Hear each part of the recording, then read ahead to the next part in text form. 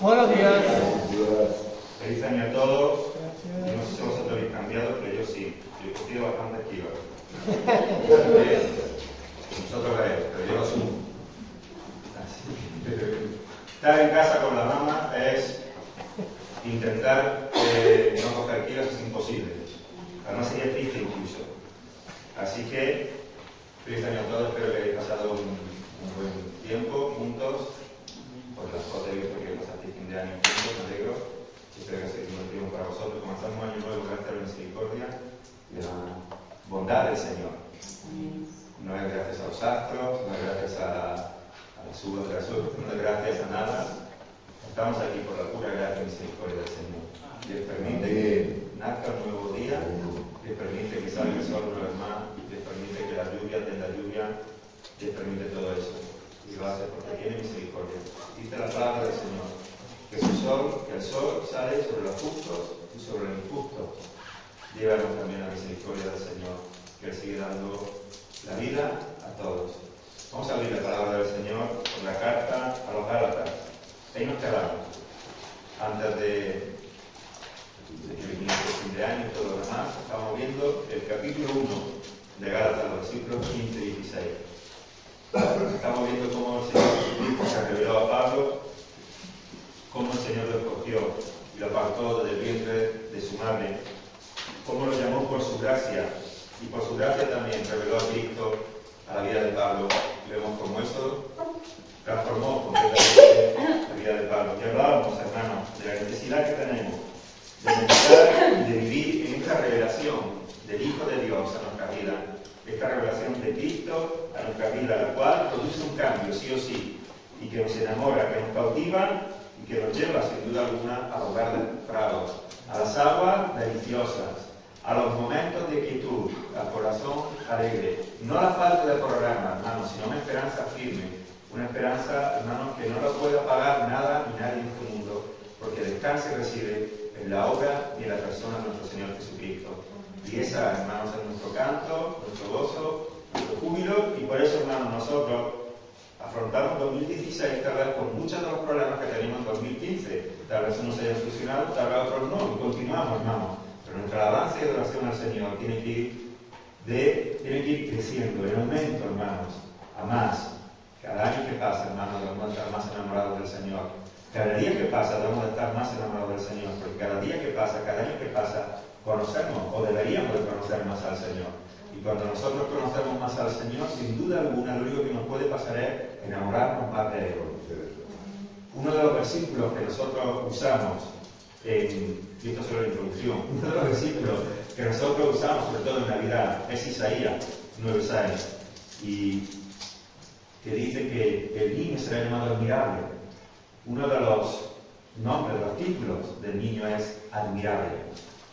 Hermano, cuando nosotros hablamos de admirable, quiere decir que, hermano, que nosotros tenemos una revelación maravillosa del Hijo de Dios, que nosotros nos maravillamos con Cristo, que nos quedamos ensimismados, que esta revelación es admirable, que nuestro Señor es admirable, que nos quedamos con la boca abierta, que nos quedamos ensimismados, que nuestros ojos abren de par en par, que estamos estupefactos ante la majestad y ante la hermosura de nuestro Señor Jesucristo. Tenemos una revelación admirable, maravillosa. No es cualquiera, hermanos. No somos un pueblo, hermanos, que alaba al Señor porque no nos queda otra. No somos un pueblo que alaba al Señor porque esperamos que Dios nos bendiga cuando le alabamos. No somos un pueblo que alaba al Señor porque lo hacemos de manera religiosa. Somos un pueblo que alabamos al Señor porque estamos maravillados de aquel que es admirable. De sus obras, de su persona, de Él mismo. Y por eso nosotros le alabamos y le adoramos, porque Él es admirable, es maravilloso. Y todo lo que hace es admirable. Sus palabras son admirables, su vida es admirable. Su amor es admirable. Su sacrificio fue admirable. Usamos mucho este versículo en tiempo de Navidad, pero nos paramos poco a reflexionar sobre los títulos que se le dan al niño que ha de nacer. Admirable. Y por eso nosotros nos quedamos maravillados, porque Cristo es admirable. Y le alabamos por ello. Amén. Vamos a leer Gálatas, capítulo 1, versículos 15 y 16. Alguien con voz fuerte y que aún no tenga la resaca del pernil, Lea Gálatas 1, 15, 16. Pero cuando agradó a Dios, que me apartó desde el vientre de mi madre y me llamó por su gracia, revelar a su Hijo en mí para que yo le predicase entre los gentiles, no consulte enseguida con carne y sangre. Alabamos tu nombre, Señor. Te damos muchísimas gracias, Dios, por poder estar aquí una vez más, Señor, delante de tu presencia, Señor. Confesando que somos, Señor, inútiles de poder hacer nada si tú no estás, Señor, al frente de todo, Padre. Y necesitamos escuchar tu palabra y tu Espíritu Santo hablando de nuestra vida. Toma este lugar, pon tu palabra en mi boca, Señor, para que podamos ser edificados por ti, en el bendito nombre de Jesús de Nazaret. Amén. Si te preguntase, hermano, ¿cuál es la persona que tú piensas que jamás va a venir a los pies de Cristo? Casi seguro. O si te preguntase tal vez, ¿cuál es la persona que tiene el corazón tan duro que muchas veces pensado que con este corazón tan duro es imposible que conozca al Señor? Con esta mentalidad tan dura es imposible que conozca al Señor. ¿Cuántas veces has pensado, hermano o hermana, que no hay remedio para él o para ella? ¿Cuántas veces te has frustrado? ¿Cuántas veces has hablado a la persona que tienes a tu lado? ¿Cuántas veces le has dado testimonio con tu ejemplo? ¿Cuántas veces le has aconsejado? ¿Cuántas veces le has dicho que Dios le ama? ¿Cuántas veces le has leído la palabra delante de él? ¿Cuántas veces te has visto orando y aún todavía no ha doblado su corazón a Cristo? Aún todavía no se ha rendido a los pies de nuestro Salvador. Y puedes pensar, es imposible, esta persona no va a creer nunca. A veces miramos a las personas que tenemos cerca y a las cuales conocemos muy bien, porque vivimos con ellas cada día y sabemos cómo viven, qué piensan acerca de Dios, qué piensan acerca de su palabra, qué piensan acerca de la iglesia. Incluso muchas veces lo hemos oído ir en contra de la iglesia, hablar mal de la iglesia, hablar mal de los hermanos, hablar mal del pastor. Hermano, no pelearos con nadie que hable mal de mí, tranquilos. O de Ruth, esto va con el ministerio. No le vamos a caer bien a todos. De hecho, ni siquiera vamos a caerle bien a muchos de los hermanos de la congregación. Pero aprendí que eso no me importa. ¿Entendemos cuando digo esto?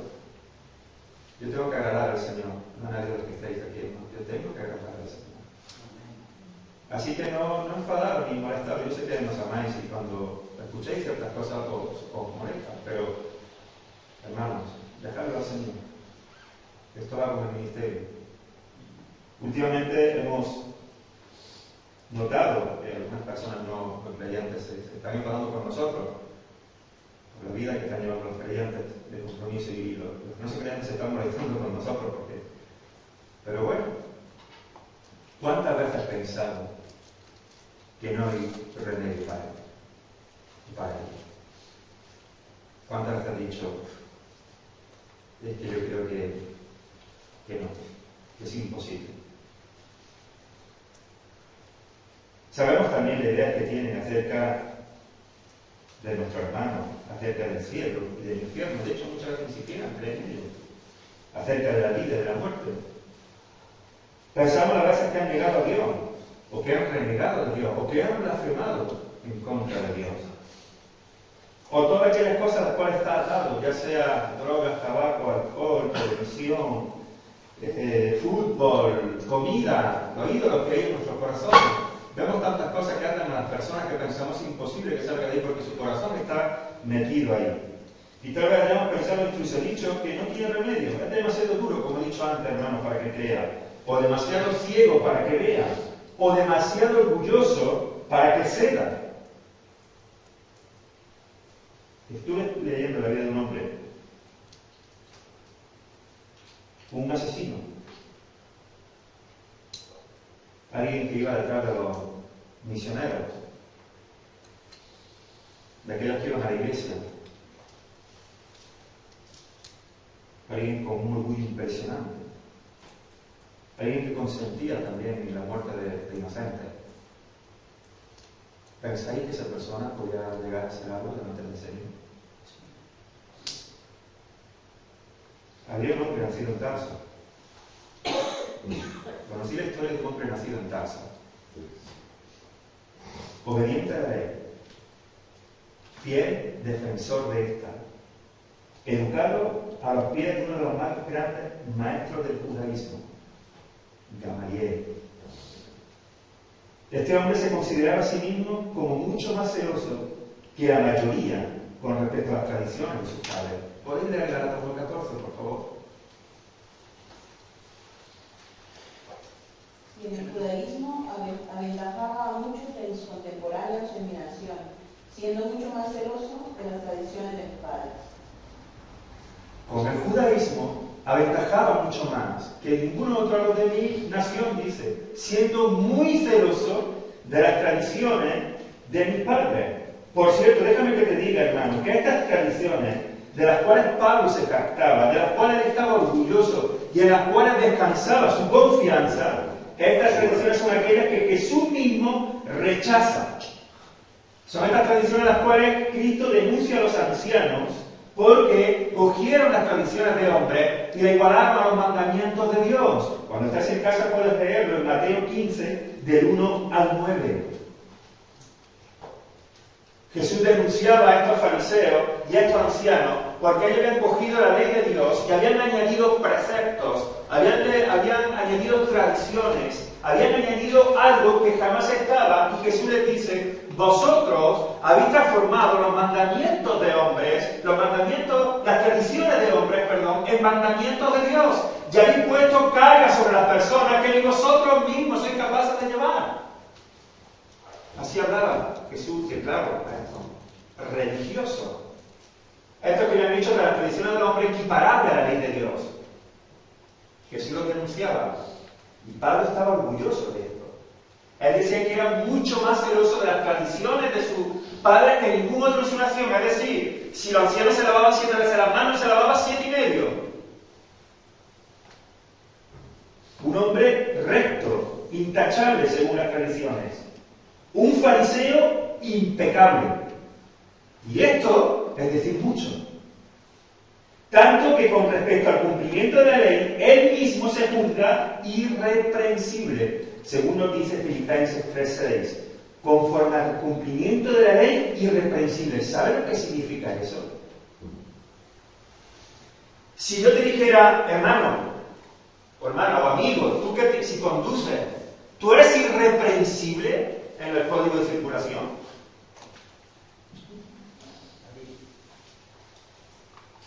Tú eres irreprensible, nunca te has saltado el límite de velocidad. Nunca te has saltado un ceder el paso. Nunca has aparcado en doble fila cuando no tenías que aparcar.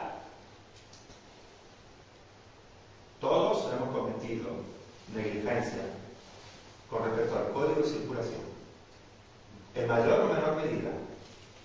¿Nunca has pisado una línea continua? Pablo dice, con respecto a la ley, soy irreprensible. ¿Sabéis cuántos mandamientos tenía la ley? ¿Sabéis cuántos preceptos tenía la ley? ¿Sabéis cuántas ordenanzas tenía la ley? Pablo dice, irreprensible. Y con respecto a los fariseos, dice, el primero. Pablo descansaba sobre esto. Este era este hombre.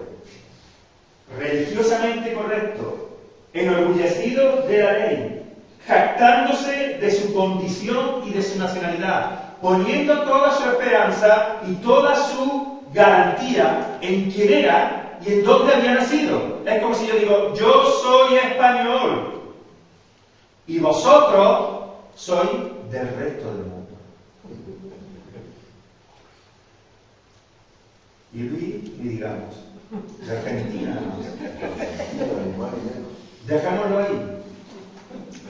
Pero si hablásemos de Venezuela, y ya no quiero mencionar Colombia. Y si yo hablara de Córdoba, qué pena, hermano, que vosotros no habéis nacido en Córdoba. Me da cosa. Perdéis algo. No es lo mismo. No es lo mismo ser de Segovia que de Córdoba. Hay un gran abismo. Esto, así se sentía Pablo. Esto es lo que Pablo estaba diciendo. se enorgullecía, estaba por encima. Esta era la jactancia de Pablo. Imaginaros qué corazón. ¿Qué se puede hacer con una persona así? ¿Qué se puede hacer con una persona que nada más que salir de casa ya está mirando por encima del hombro? ¿Qué se puede hacer con una persona que nada más que salir de casa ya tiene colgado todas las medallas y todos los galardones? De nacionalidad, de con quién ha estudiado, a qué clase pertenece, a los fariseos. ¿Qué se hace con una persona así? ¿Cómo se le dice que nada de eso sirve? Que todo eso no sirve para nada. Cuando ha estado toda su vida celosamente guardándolo. Enorgulleciéndose de eso. Poniendo su seguridad en esas cosas. Sabiendo que da igual, eres un israelita. Y por eso ya hay salvación. Esta era la mentalidad. ¿Qué se hace con un corazón así, hermano? Con una mentalidad así. Una persona que dice, yo soy irreprensible. Religiosamente era todo lo que se podía esperar de un fariseo y de un hebreo de hebreos, como él mismo dice también. Su confianza estaba en su propia justicia y nacionalidad, pero además, este hombre se había convertido en el brazo armado de los sacerdotes y de los fariseos. Entrando casa por casa, llevaba a los cristianos a la cárcel. Podéis leerlo en Hechos 8.3, si podéis leerlo, por favor. Hechos 8.3, y otro hermano, por favor, que busque, o hermana, Hechos 22, 4 y 5.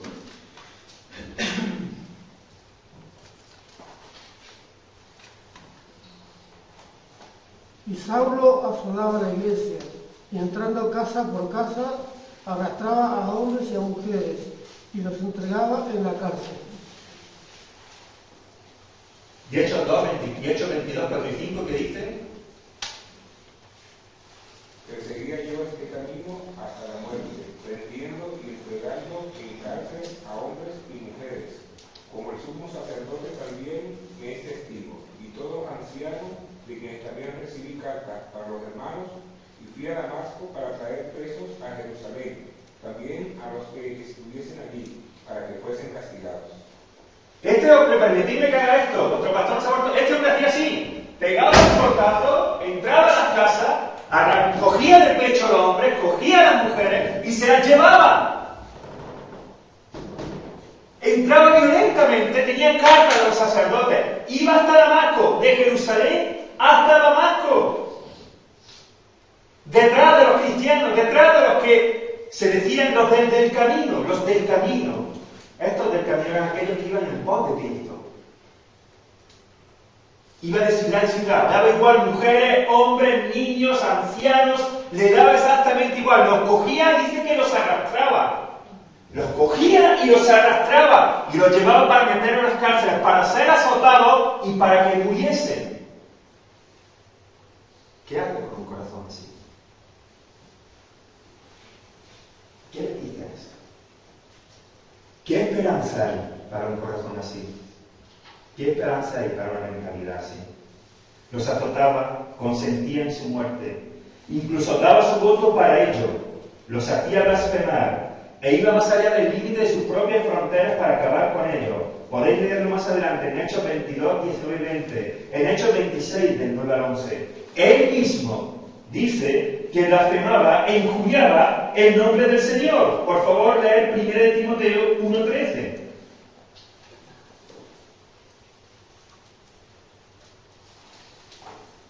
Retén la forma de las sanas palabras que me di oíste, y en la fe y amor que es en Cristo Jesús. No, eso no es 1 de Timoteo 1:13. Hace segundo de Timoteo. Habiendo yo sido antes blasfemo, perseguidor e injuriador, mas fui recibido a misericordia porque lo hice por ignorancia e incredulidad. Blasfemo e injuriador. Este era Pablo. ¿Ha escuchado ya blasfemar a aquellos que tienen cerca?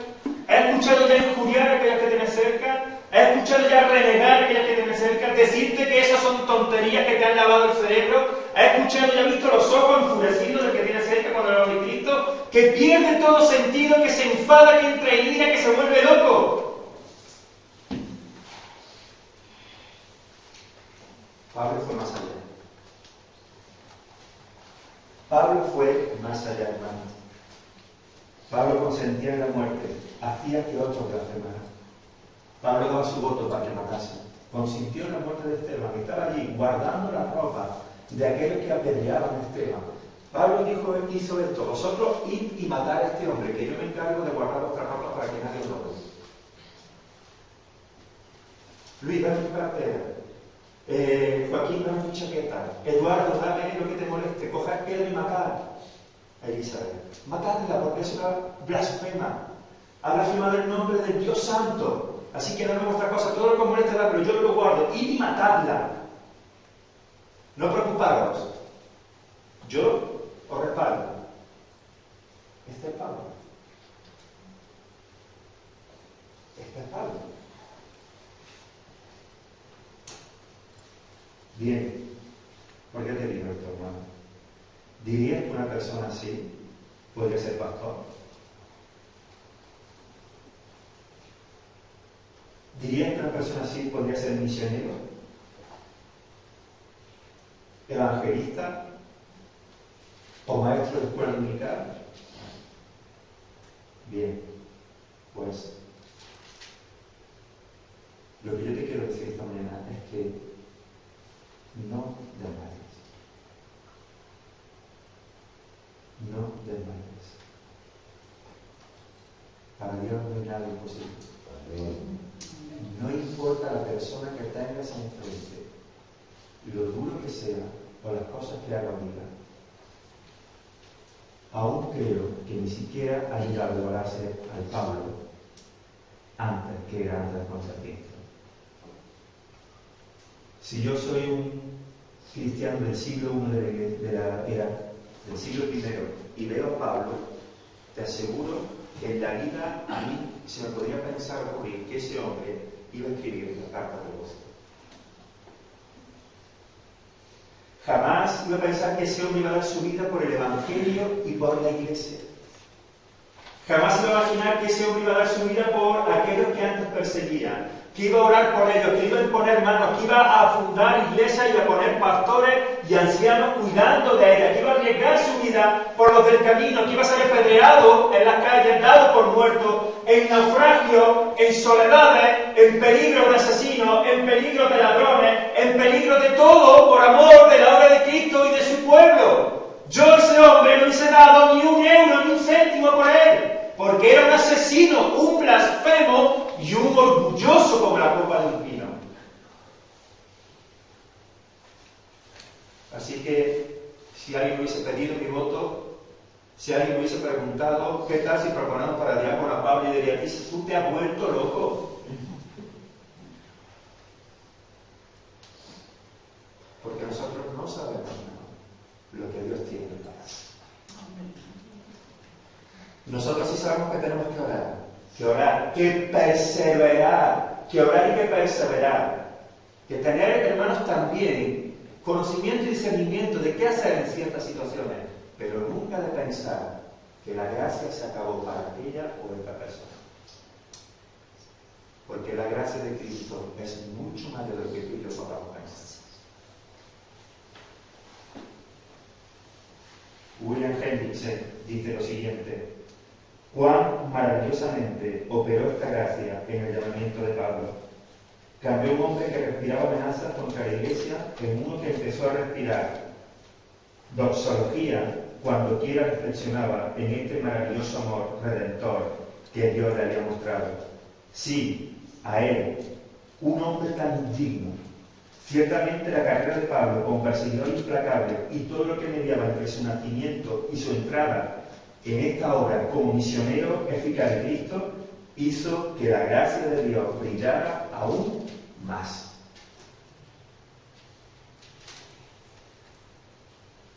Y cuando Cristo se presenta delante de alguien, y cuando Cristo se revela a alguien, y cuando Cristo penetra y rompe todo corazón, y cuando Cristo quiere en su soberanía, voluntad y gracia manifestarse a cualquiera, nadie se puede resistir.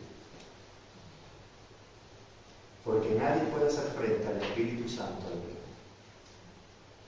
No hay corazón duro que Cristo, que el Espíritu Santo, que el Padre no puede derretir, no lo hay. Y tú te preguntas entonces, ¿qué está pasando, hermano? Está pasando que tenemos que descansar en la soberanía y el tiempo de Dios. Porque Él es el que escoge.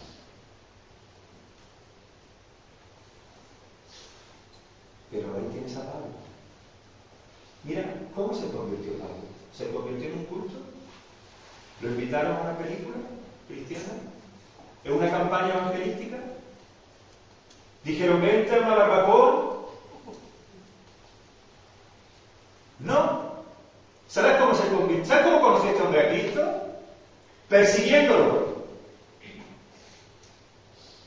Persiguiéndolo. Y Cristo dijo, hasta aquí. Se acabó esto.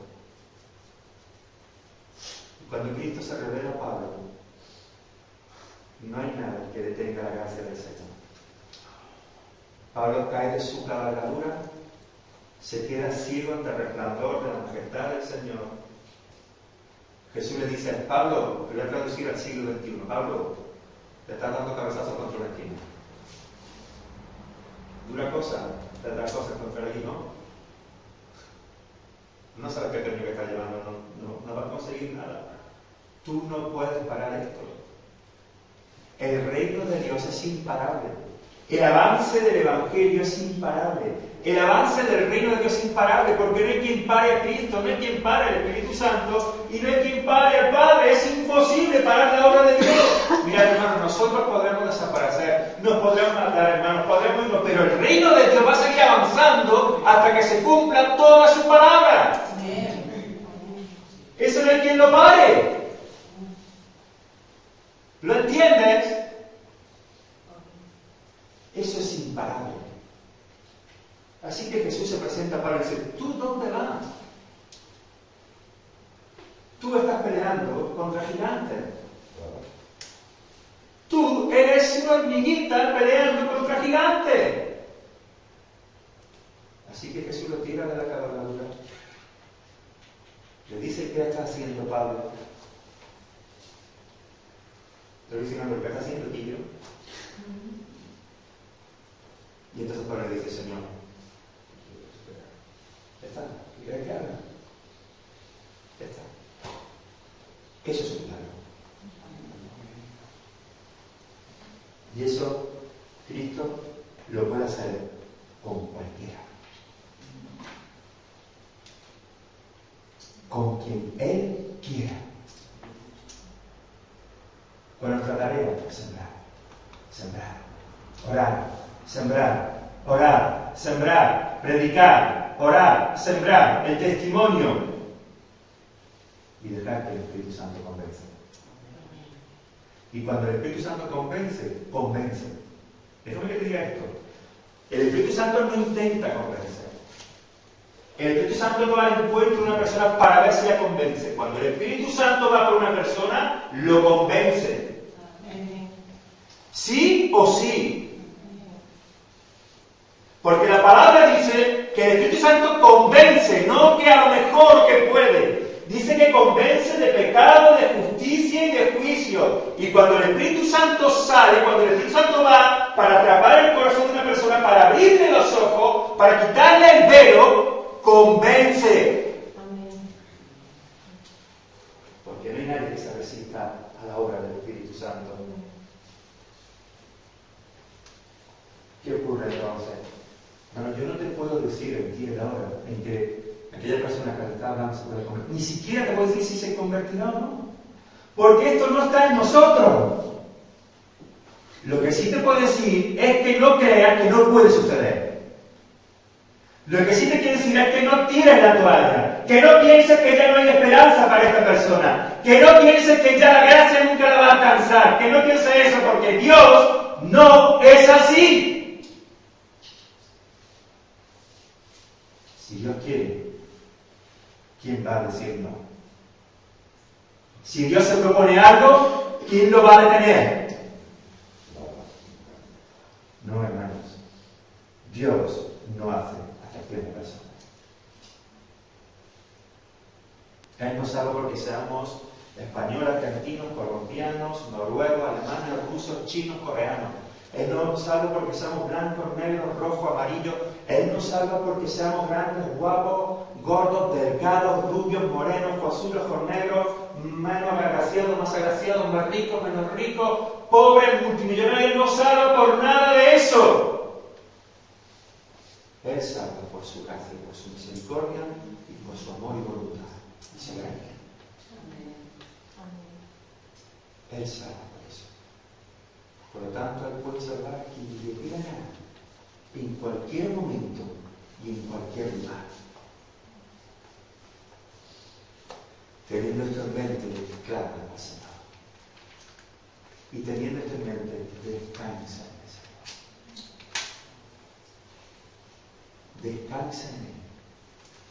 Hermano, si tú le has hablado a esta persona que tienes en mente para esta hora, si tú le estás dando testimonio, si tú estás clamando a Dios por él o por ella, no dejes de hacerlo, pero descansa en el Señor. Salvarlo no es tu carga.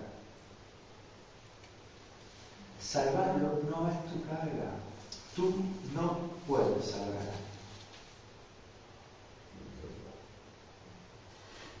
alguien. Tú puedes ser un instrumento en manos de Dios, un canal de salvación, donde Dios obre, donde el Espíritu Santo obre por medio de ti, pero tú no puedes hacerlo.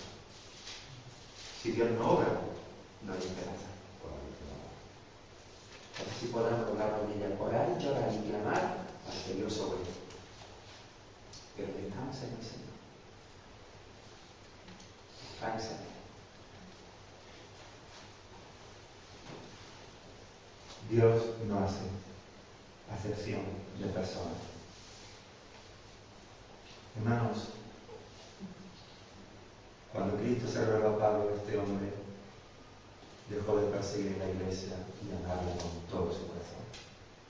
Dejó de blasfemar de Dios, de Cristo, perdón, de Dios, no de Cristo, y empezó a adorarlo con toda su alma, con toda su pasión.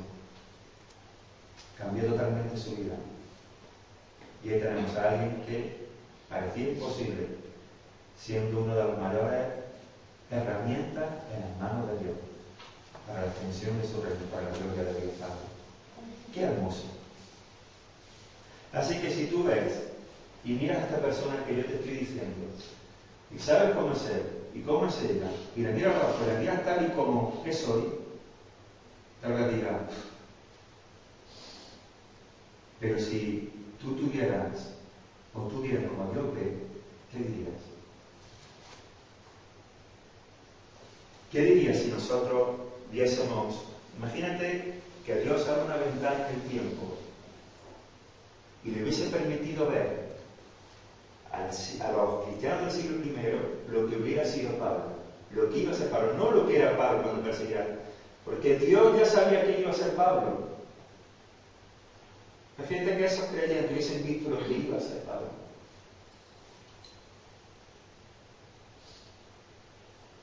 Pero nosotros no sabemos a dónde puede llegar Dios con la vida de aquellos que están a nuestro alrededor. No lo sabemos. Pero sí sabemos que no podemos tirar la toalla. Y sí sabemos que podemos descansar. Gloria al Señor, que ha tenido misericordia de cada uno de nosotros, hermanos, porque nosotros no éramos asesinos, no éramos ladrones, no éramos perseguidores de la iglesia, pero éramos igual de pecadores. Lo mismo, apartados de Dios, sin esperanza. No hay corazón duro para Dios. No lo hay. No lo hay, hermanos. Seguimos. Dios no hace excepción de personas. Ahora, qué hermoso que cuando Dios llama a Pablo y lo transforma completamente, se revela a él en su vida. Le dice, Pablo, aquí estoy yo. ¿Dónde vas? ¿Qué haces aquí yo? Me está equivocando. Y le pega ese viaje, como yo digo, y lo transforma completamente y mete en su corazón el amor y la pasión por Cristo y cambia totalmente esta revelación gloriosa de Cristo. ¿Qué hace? No lo llama para perder el tiempo. Jesús no llama a Pablo para perder el tiempo. Jesús no llama a Pablo solamente para que se pase y diga, mira, el que antes perseguía a la iglesia ahora predica a Cristo, ¡wow! ¡Aleluya! No tampoco lo llama para dar congresos de cómo convertirte completamente, o escribir libros, no, lo llama ¿para qué? Lo llama para una tarea eficaz. Para eso Jesús llama a Pablo. Para eso cambia, hermano. Cristo nos llama, nos salva para una tarea especial y específica en nuestra vida. No para que estemos sentados en nuestro sofá diciendo, soy del Señor, bendito sea tu nombre, y engordemos espiritualmente. No. El Señor nos llama para que pongamos en obra todo lo que Él nos ha dado. Para una tarea eficaz, para una tarea clara, hermanos. Fíjate lo que dice, lo que hemos leído. Pero cuando agradó a Dios que me apartó del vientre de mi madre y me llamó por su gracia, revelar a su fe en mí, ¿para qué? ¿Veis? Cuando agradó a Dios, la soberanía de Dios, que me apartó del vientre, el Dios que me coge y me llamó por su gracia, el amor, la gracia de Dios, revelar su fe en mí, esta revelación maravillosa que Pablo necesitaba y que no hace excepción de persona, para que yo, ¿qué? Ahí tienes la tarea. Para que yo le predicase entre los gentiles. Para eso, una tarea clara, un llamado específico. Hermanos, tú y yo necesitamos saber exactamente para qué Dios me ha traído aquí. Mira, si tú crees que Dios te ha llamado solamente para adorarle, solamente para escuchar su palabra, y solamente para ofrendar, te equivocas. Dios te ha llamado para que construyas, para que añadas a la edificación del reino de Dios, para que aportes tu servicio al reino de Dios y a la iglesia del Señor Jesucristo. Una tarea eficaz, un llamado eficaz. Y ese llamado, ese descubrir para qué Dios me ha llamado, ese descubrir para qué Dios me ha traído aquí, a la iglesia evangélica bautista de Segorbe, es preocupación tuya. No es mía. ¿Entendemos lo que digo que no es mía? Claro que es mía. Pero es sobre todo tuya. Bueno, nosotros, los pastores, los ancianos de la congregación, podemos decir, mira, yo creo que Dios te ha dado este don.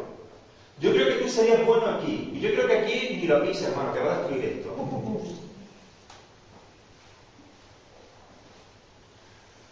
Claro, hermanos. Claro. Para ser eficaz en la edificación de la iglesia, una de las cosas más importantes, hermanos, una de las cosas más importantes, repito, es saber el lugar que ocupamos. El lugar que ocupamos. Y no me refiero, hermanos, a posición de diácono, anciano, responsable, no.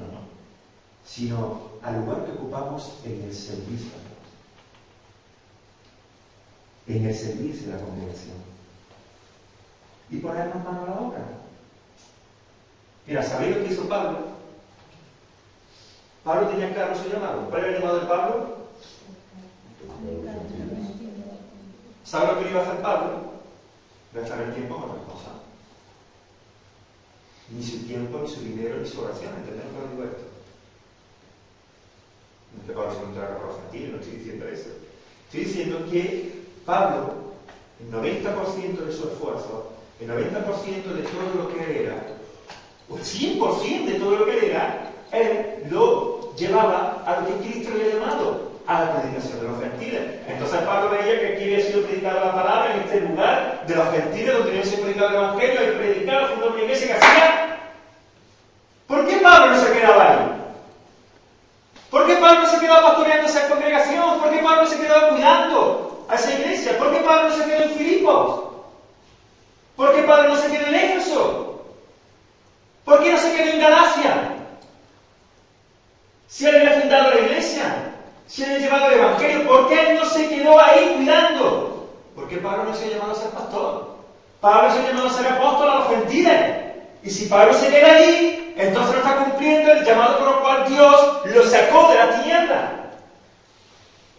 Y él tenía esto muy claro en su mente y en su corazón. Así que él iba a Éfeso, predicaba la palabra, Venían a los pies de la salvación, venían a los pies de Cristo, aquellos que por la soberanía y la gracia de Dios eran llamados y ¡pum! Fundaba una iglesia. ¿Qué hacían? Dejaba ahí un pastor, un anciano responsable.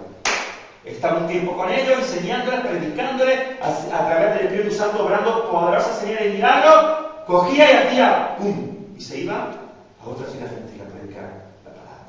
¿Por qué? Porque Cristo le llamaba a eso. Luego volvía a visitar a la iglesia para confirmarla, para afirmarla en la fe, para ver cómo iban creciendo, si la sana doctrina estaba siendo enseñada, si el Espíritu Santo, si los dones del Espíritu Santo se estaban poniendo en obra y en orden. Pero él no se quedaba ahí, pues para siempre. Él saltaba a otro lugar, porque para eso Cristo había llamado. Hermanos, muchos de nosotros, la verdad, nos llevamos moviendo en nuestros países buscando trabajo, buscando una mejor vida, buscando mejores oportunidades para nosotros, para nuestro hijo. Pero tú, yo le hemos preguntado al Señor, Señor, ¿tú quieres que yo vuelva al país o quieres que me quede aquí? ¿Tú quieres que yo vaya a tu iglesia, Señor, o me quede aquí en Segovia para siempre? Yo le pregunté eso al Señor. Claro. Si Dios me dice que me mueva, hermano, con todo el corazón nos despediremos de vosotros. Pero si Dios no me dice que no me mueva, tendré canas, arruguita, y estaré aquí con vosotros. Si esa es la voluntad del Señor. Pero yo tengo que hacer esa pregunta al Señor. Porque yo tengo que saber a qué Dios me ha traído aquí. Y por qué Dios me ha traído aquí. Lo que Dios haya podido usar es diferente. Dios puede usar el trabajo, Dios puede usar montones de cosas. Pero una vez que estamos en el lugar donde Dios nos ha puesto la pregunta, Señor, ¿para qué me quieres aquí? ¿Para qué me quieres aquí? Y cuando nosotros sabemos el lugar que ocupamos, el lugar, el servicio que tenemos que desarrollar, hermano, entonces nosotros estamos trabajando en medio del reino de Dios con eficacia, con pasión.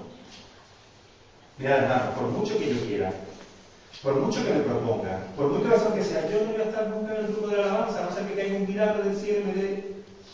¿Entendedme? Por mucho que me cante y canto en casa, me puse con unos cascos y yo estoy cantando, ¿de acuerdo?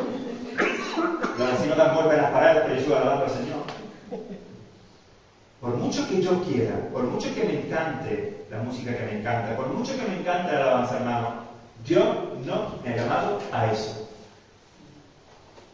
Y si me pongo cabezón y me meto ahí, lo que puedo hacer es destrozarlo. ¿Me explico? Lo único que puedo hacer es ser pie de tropiezo.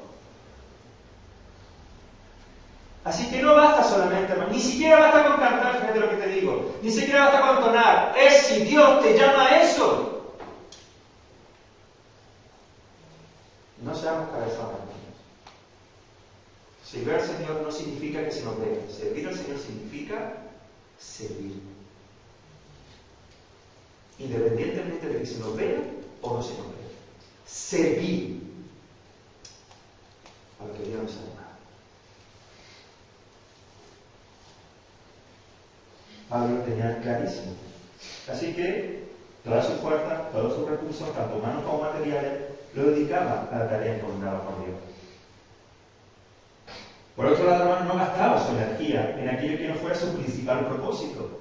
Claro, hermano, imaginar, hermano, que yo ahora me encabezono y pago clases de canto y voy a un que dice un maestro de canto y que me entono y pego y olvido el predicar, y olvido el preparar el estudio, y olvido el escudriñar la escritura, y olvido cosas porque sí Dios me ha llamado. ¿Qué pasaría entonces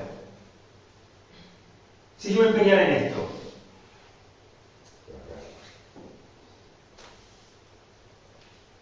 Estaría desperdiciando aquello que me da. No estaría siendo eficaz en el reino de Dios.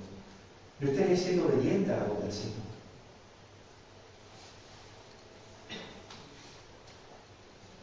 Mi corazón estaría finalmente triste, porque hermano, no hay nada más gozoso que hacer aquello que Dios está en, sea lo que sea. Hermano, sea lo que sea.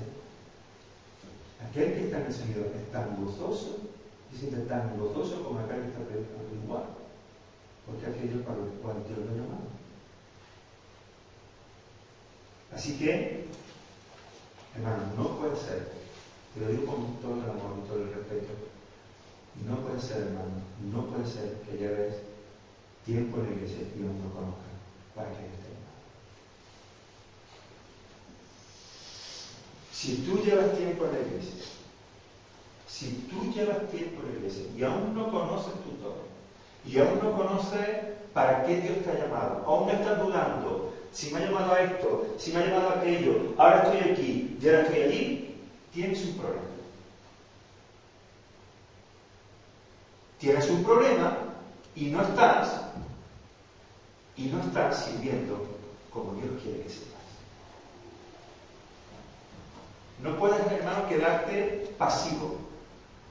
Déjame que te diga esto, no va a bajar un ángel del cielo.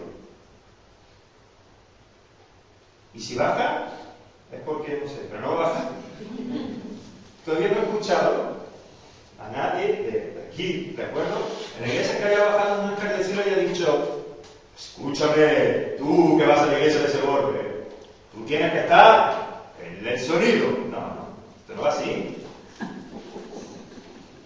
Esto no va así. El Espíritu Santo te ha dado don. Tú tienes que conocer lo que el Espíritu Santo te ha dado. Tú tienes que saber a lo que te ha llamado Dios. Tú tienes que saber para qué Él te ha llamado.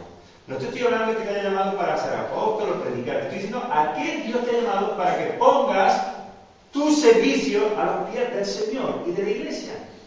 ¿A qué? Él me llama a servir. Sí, a todos, ¿no? A todos. ¿Pero a qué? ¿A qué? A predicar su palabra. ¡A todos! A predicar el Evangelio. A todos. ¿Pero a qué? ¿Me explico? Y tienes que saberlo, hermano. Tienes que saberlo porque es necesario que lo sepas. No es imprescindible, pero sí es necesario. Y si después de años todavía no lo sabes, hermano, entonces te has quedado parado. Te has quedado estancado y hay un problema. Tienes que saberlo. Pregúntale al Señor. Pregúntale al Señor.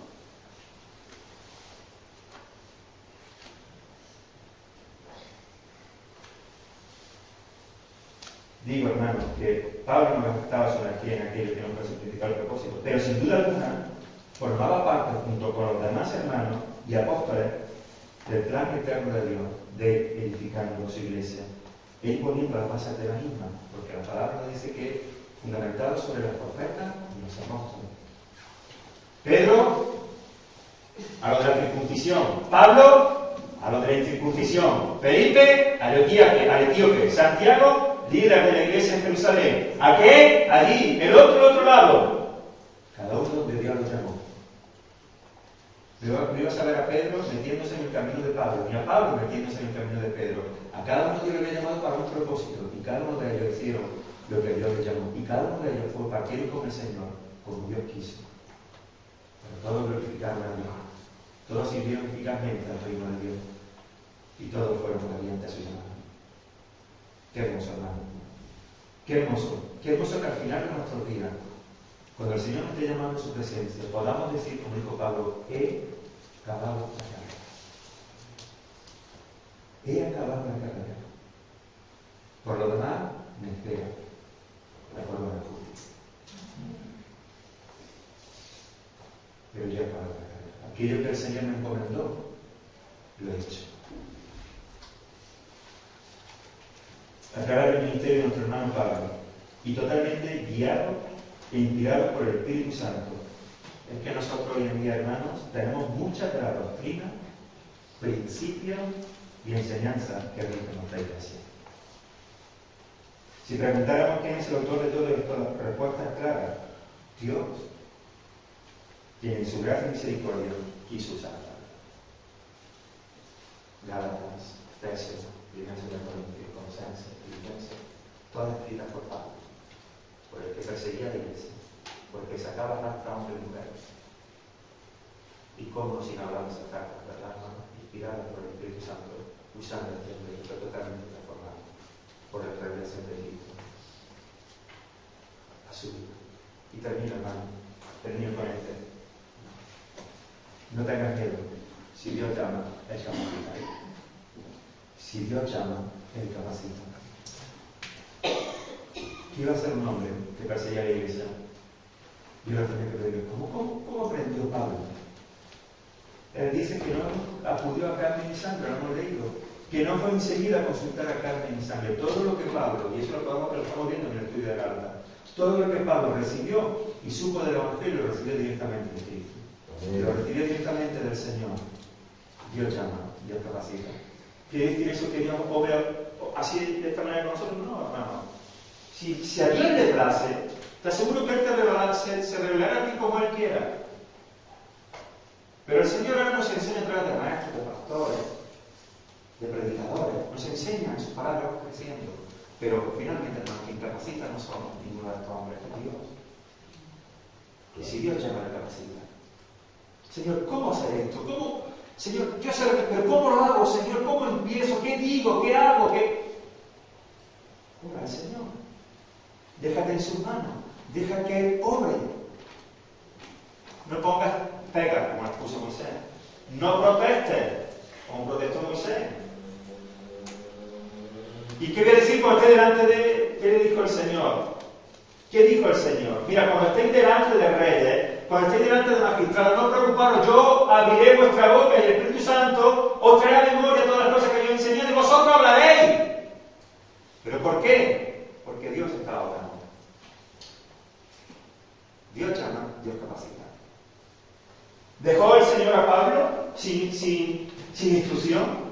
¿Dejó el Señor a Pablo sin enseñanza? Dios no llama a Pablo para los gentiles. Imagínate que Dios llama a Pablo para la predicación y dice, Pablo te llamó para la predicación a los gentiles. Vale, Señor, enséñame. No. Yo te he llamado, pero búscate la vida.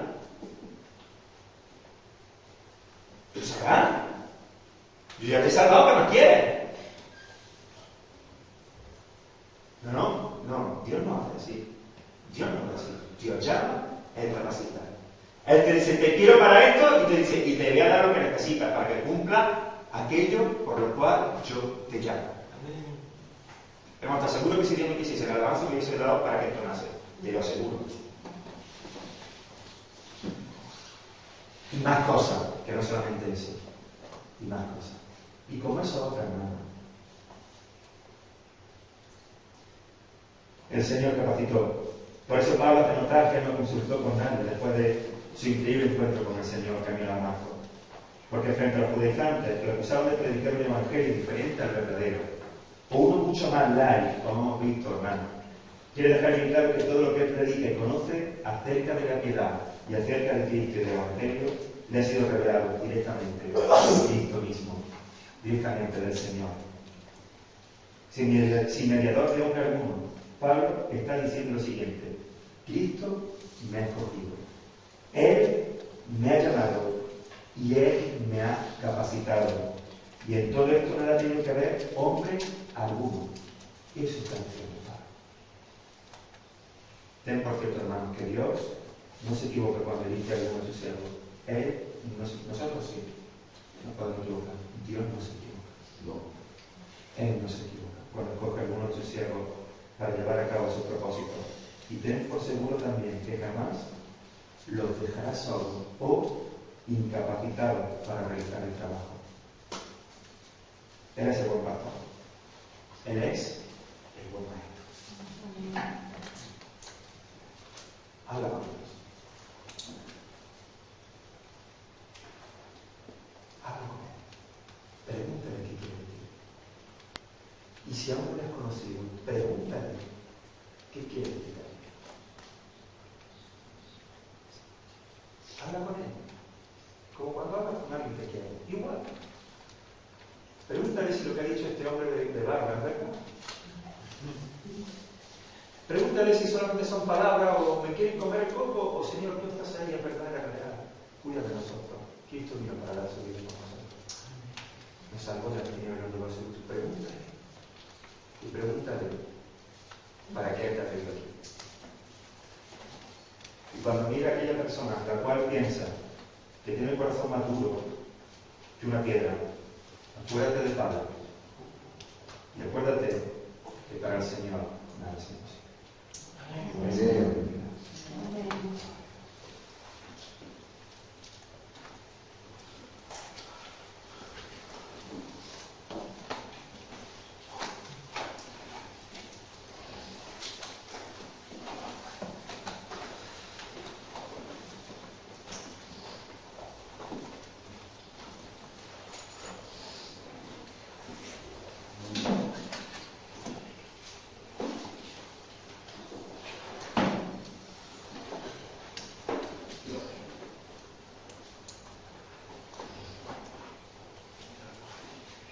Bien, vamos a celebrar la mesa del Señor. Y nosotros, hermanos, aquí en la iglesia de Seguro, como sabéis, todos aquellos que han recibido a Cristo como Señor y Salvador de su vida,